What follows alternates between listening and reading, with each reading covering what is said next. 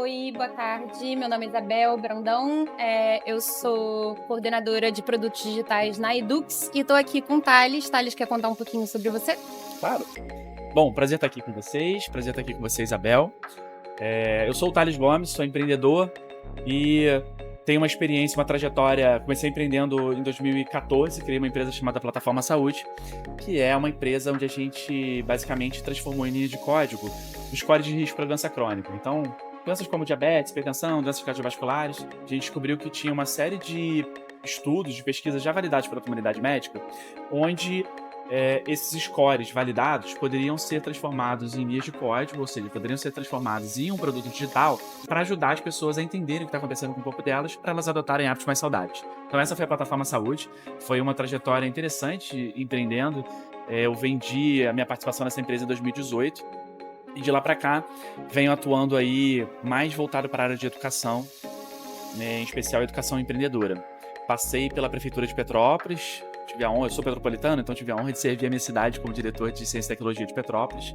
E hoje, com essa experiência acumulada, criei um programa chamado Trilhar, que é um programa de empreendedorismo para jovens, anos finais de fundamental e primeira e segunda série de médio. A ideia no Trilhar é que a gente inspire e aguce esse senso de protagonismo dos jovens para eles entenderem, com base nesses três pilares, educação tecnológica, empreendedorismo e educação financeira, como se preparar melhor, independente da trilha que eles vão seguir na vida. Então a ideia não é necessariamente formar empreendedores, mas formar pessoas com habilidades empreendedoras que podem ser úteis para qualquer um. Legal, boa.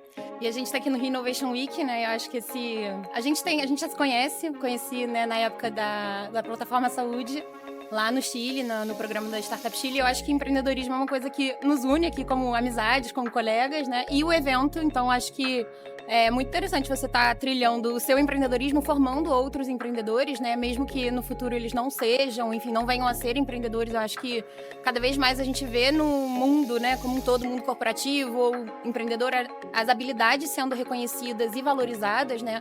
E aí eu queria entender um pouquinho qual é o estágio, né, do teu empreendimento, como é que você tá, o que você tá tendo de desafio e talvez até o que a gente, como sociedade, amigos, assim, a gente pode te ajudar, porque a gente sabe que o início de um empreendedorismo é difícil, né? Como é que tá aí? Vocês já estão fazendo coisas? Vocês ainda estão validando? Precisam de pessoas para validar? Como é que tá? Boa. Então, como todo novo negócio, como toda startup, se é que eu posso chamar assim, a gente está validando o modelo de negócio, validando o conteúdo, né? Eu estou com uma equipe muito legal, validando a parte da proposta pedagógica do que eu estou propondo. O que a gente fez foi pegar toda essa minha experiência, né? Eu participei, como você falou, a gente se conheceu no Chile, no programa Startup Chile, que é um dos maiores programas da América Latina de apoio a empreendedores. É um programa onde você recebe equity free, cerca de 35, 40 mil dólares, né? E não precisa abrir mão de participação acionária da empresa. E eu fui contemplado por esse programa em 2016, se eu não me engano. E aí fui para o Chile, depois participei de outros programas na Europa, também nos Estados Unidos. E aí o que eu fiz foi montar uma curadoria de todo esse conteúdo que eu fui exposto como empreendedor, aquilo que foi mais útil para mim. Sobrepus esse conteúdo com a BNCC e aí preparei esse programa especial que é o Trilhar. O estágio que a gente está, a empresa está bem incipiente. Faz 2 meses que eu comecei a validar esse modelo, mas já fechei com 2 escolas, e uma delas foi um sucesso. Assim, em 2 horas a gente esgotou as vagas. É uma escola privada de Petrópolis que tem 400 alunos, 140 deles se matricularam e a gente esgotou as vagas, teve que abrir turmas novas, então foi muito legal. Ontem mesmo tive em sala de aula dando uma aula de inteligência artificial e estimulando uma discussão. Então, toda a aula ela começa, a estrutura da aula basicamente a gente tem um primeiro momento de uma exposição teórica, depois a gente parte para uma discussão prática sobre esse tema e depois é uma atividade, mão na massa. É um curso todo muito mão na massa.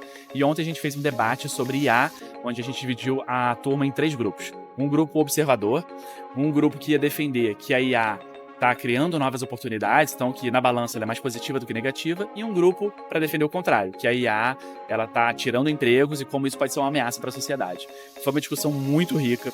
É claro que a gente, como professor, se prepara para essas aulas, tenta antecipar alguns argumentos, mas chegaram argumentos novos. Então, o legal de ensinar é que você também aprende com os alunos nessa jornada e foi muito legal. Então, esse é o estágio do trilhar. A gente está começando a validar, mas já fechamos com 2 escolas, uma do Jardim Botânico e uma em Petrópolis. E estou muito animado com os próximos passos. Eu também. Eu achei legal essa estrutura que você comentou, né? Porque eu acho que em um tempo determinado ali, conseguir passar a teoria, pôr em prática, sempre, pelo menos eu sempre achei muito mais interessante aprender dessa forma, né? Claro. E aí você mencionou esse tema específico da IA era justamente o que eu ia te perguntar. Você comentou que tem esses 3 pilares e um dos pilares é tecnologia. E eu acho que hoje a gente não consegue, né, pensar em tecnologia sem pensar em IA. Acho que tem um tsunami aí de coisas vindo, muitas mudanças muito rápidas, muitas novidades. A gente fica às vezes cético, né? Às vezes a gente fica muito empolgado. E achei interessante já trazer, talvez, uma das primeiras aulas já esse tema. Eu queria... Você consegue dar uma resumida do que os alunos falaram? O que foi a sua percepção, assim, os bons, os ruins e a tua opinião sobre isso? É uma coisa que eu percebo assim, falando de IA e também falando de outras tecnologias emergentes. Eu entendo que a gente está sendo atropelado por essas tecnologias, né, bombardeado o tempo todo com coisa nova. Até brinquei ali nos bastidores, a gente estava falando, eu assino uma newsletter que é AI of the Day, né, a inteligência artificial do dia. Todo dia tem uma inteligência artificial nova, ou múltiplas, e tá difícil a gente acompanhar. E eu falo que a gente está sendo atropelado como sociedade, sobretudo do ponto de vista de privacidade, de uso ético dessas ferramentas, né. A gente vê os governos lentos do ponto de vista regulatório, respondendo. A gente como sociedade também, como educadores, com dificuldade de formar os educadores que vão estar em sala de aula com os professores, a ponto de a gente ter que exigir, né, por força de lei, que o aluno não possa usar o celular.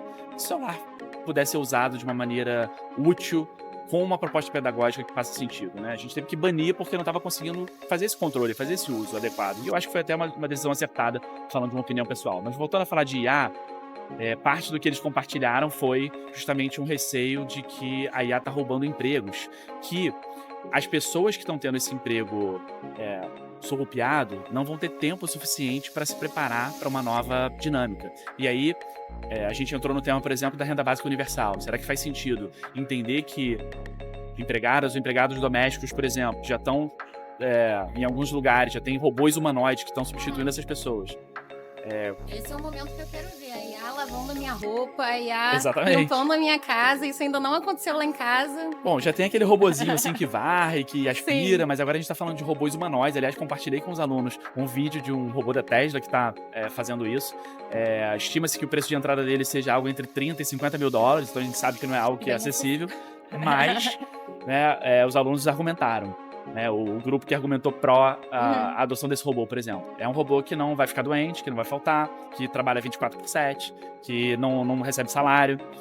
Por outro lado, ele está tirando esse emprego e a gente precisa entender o impacto social desses empregos que estão sendo substituídos. Ao mesmo tempo, o grupo que defendeu a IA criando novas oportunidades está falando de empregos que ainda não existiam. Então a gente precisa de um pouco mais de tempo para fazer uma análise precisa de como é que está essa balança. Um exemplo que eles deram foi o de engenharia de prompts, que até me surpreendeu alunos de primeira e segunda série de médio já saberem sobre isso. Né? Engenharia de prompts, basicamente, é essa habilidade de você fazer boas perguntas para ter boas respostas. Tem até uma máxima de tecnologia que é trash in, trash out, ou seja, se entra dado ruim, vai sair dado ruim. Mesma coisa para IA, para esse modelo de LLM. Se você faz perguntas ruins, pobres, a tendência é que você não tenha uma resposta muito boa. Sim. Queria te ouvir também sobre isso. Eu ia comentar que eu acho interessante os alunos já trazerem essa percepção de certas disrupções, né, a tecnologia gerando disrupções em certas indústrias ou até papéis e funções específicos, porque quando a gente olha para trás, a gente tem né, essas tendências historicamente se reproduzindo. Então, sei lá, pensando em pessoas que quando veio a máquina de tear, as pessoas provavelmente que tinham esse trabalho manual antes ficavam surpreendidas e se sentindo ameaçadas, né? Então, acho que é um movimento natural, mas esse ponto que você trouxe da regulamentação, né, e do papel público e da sociedade ali, né? Então, quando a gente fala de perda, certas funções podem desaparecer. O que a gente, como sociedade, também está se preocupando em preparar essas novas posições, em preparar as pessoas para estarem nessas novas posições, né? E quando a gente fala de educação, a gente fala dessa preparação da sociedade, preparando a sociedade para o futuro, né? Então, eu achei muito bonito, assim, alunos era ensino fundamental que você falou, né? A de ontem foi a primeira série do médio. Já terem essa noção, e eu acho que essa lógica de debate, eu lembro quando eu era, nessa época, né, na escola, eu sempre ficava muito chateada quando eu tinha que estar na posição que não era a minha posição, né, era um exercício também de você ter esse pensamento crítico e se colocar em outro lugar e conseguir analisar a situação como um todo. E aí, falando da minha perspectiva, né? Eu tô na Edux, eu tô hoje como líder de uma squad IA First, que é uma squad que tem esse desafio de repensar a forma como a gente cria os produtos digitais usando ferramentas que são potencializadas por IA. Então, é uma estrutura muito menor, a gente tem muito mais agilidade. Eu acho que isso traz algumas vantagens, né? Eu, por exemplo, consigo experimentar e me aventurar ali numa parte mais de design, que não é o meu papel principal, né? Eu consigo ter um pouco a sensação de qual é a função do designer. Óbvio que eu não vou conseguir tomar as decisões, eu não tenho conhecimento técnico para tomar certas decisões, né? Mas eu consigo mocar um produto, eu consigo fazer uma tela, eu consigo colocar isso na mão do meu usuário, pegar feedback, ter um ciclo ali de iteração muito mais rápido. Mas eu acho que, como a gente já estava falando também aqui no backstage, né? Eu acho que a velocidade que essas novidades estão chegando também faz com que a gente, como sociedade, fique muito ansioso, né? Então a gente, às vezes, já tá querendo estar lá na frente, tipo, eu vou revolucionar tudo como eu faço aqui na empresa, como eu penso o meu produto, como eu interajo com o meu aluno. Tá, mas a gente precisa fazer isso de forma organizada, até porque tem os impactos nas funções, nas pessoas, no papel. Quando a gente fala do professor, né? O papel da pessoa, professor, é muito importante, seja no digital ou no presencial. Então, eu acho que a gente tem que tomar muito cuidado de como a gente leva essas novidades, né, essas inovações para a nossa sociedade, porque é isso, a gente tem diferentes tipos de usuário, de adoção, né? A gente vai ter pessoas que vão estar um pouco mais talvez com uma pulga atrás da orelha, outros que vão ser muito mais entusiastas. E eu acho que, como sociedade, a gente precisa realmente ter um cuidado em construir o futuro que a gente quer com essas tecnologias, né? Eu acho que negar as tecnologias no futuro não é viável, né? Eu acho que não é real. Mas eu acho que a gente tem o poder de pavimentar o caminho onde a gente quer, né, como a gente quer que essas tecnologias sejam usadas, onde a gente não quer que elas sejam usadas. E a regulamentação e a fiscalização disso vem, para mim, muito naturalmente, né?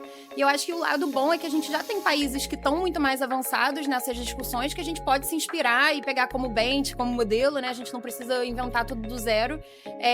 E a parte para mim, eu acho que a IA o meu trabalho hoje, né, como líder de produto, em educação, hoje eu vejo essas ferramentas de IA me permitindo alcançar outros lugares que eu não alcançaria se eu não tivesse, né? Então, consigo fazer pesquisas muito mais aprofundadas, eu tenho um trabalho muito maior de revisão, de validação dessa informação, mas a capilaridade até onde eu consigo chegar é exponencial, assim, é muito diferente do que a gente fazia só no Google, né? Só pesquisando.